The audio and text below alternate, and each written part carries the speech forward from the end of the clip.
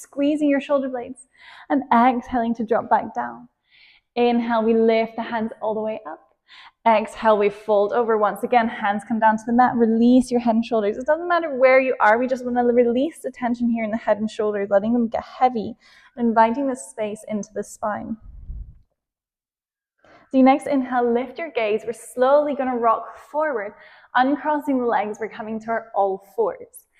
So hands are underneath shoulders, knees are underneath hips. You can tuck the toes or release them, whichever you prefer. So we next inhale, we lift our gaze. As we exhale, curl the spine, pushing into the ground.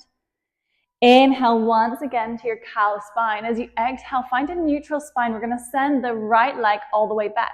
Reaching into that right foot, really pressing into the hands, grounding through the hands. We next exhale, cross the right leg over the left, looking over the left shoulder.